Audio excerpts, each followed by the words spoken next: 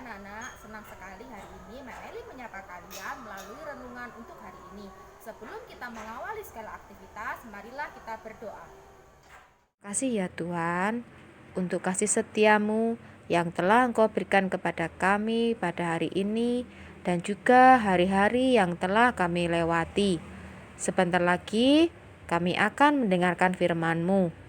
Datanglah ya Roh Kudus, bimbinglah kami agar kami bisa memahami dan mengamalkan firman Tuhan dalam kehidupan kami setiap hari. Dalam nama Tuhan Yesus kami berdoa. Amin. Renungan hari ini terambil dari Lukas 10 ayat 25 sampai 37 tentang orang Samaria yang murah hati.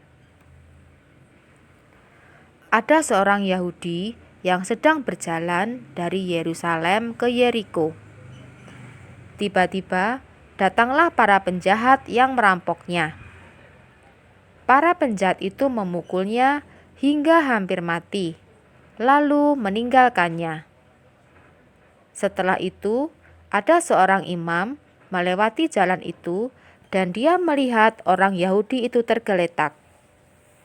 Tetapi seorang imam itu tidak menolongnya dan hanya melewatinya saja.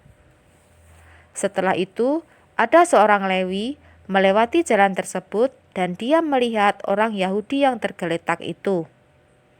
Tetapi seorang Lewi itu pun tidak menolongnya dan hanya melewatinya saja. Setelah itu, datanglah seorang Samaria yang sedang melewati jalan tersebut.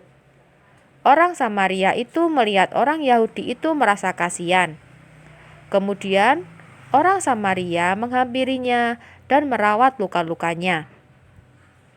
Kemudian, orang Samaria tersebut menaikkannya ke atas keledai dan membawanya ke penginapan untuk dirawat. Esok harinya, orang Samaria itu pun membayar semua penginapan dan perawatannya. Menurut kamu, siapakah orang yang murah hati? Seorang imam? Atau seorang Lewi?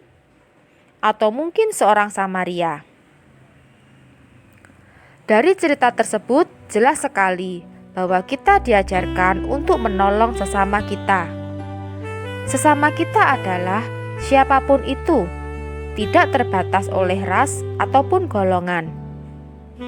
Belas kasihan tidak hanya berarti merasa kasihan, tetapi kasih itu harus diwujudkan dalam bentuk nyata.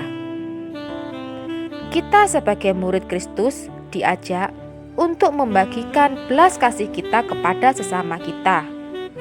Bukan hanya teman kita saja yang harus kita tolong, tetapi juga musuh atau orang yang membenci kita. Seperti yang telah Yesus ajarkan kepada kita, kasihanilah musuhmu, berbuat baik kepada orang yang membenci kamu. Sebab kasih yang tulus sifatnya memberi tanpa mengharap balasan. Menolong karena mengetahui bahwa orang tersebut membutuhkan pertolongan. Bagaimana dengan kalian? Sudahkah kalian menolong sesamamu yang membutuhkan pertolongan? Marilah kita berdoa. Terima kasih Tuhan atas firman-Mu. Melalui perumpamaan tentang orang Samaria yang baik hati, kami Kau ajarkan untuk selalu menolong sesama kami, berbuat kasih untuk sesama kami tanpa memandang apakah itu teman kami ataupun bukan. Semoga ajaran firman-Mu ini dapat kami lakukan dalam kehidupan kami setiap hari. Dalam nama Tuhan Yesus kami berdoa. Amin. Demikian renungan untuk hari ini. Selamat belajar dan berkarya. Tuhan Yesus memberkati.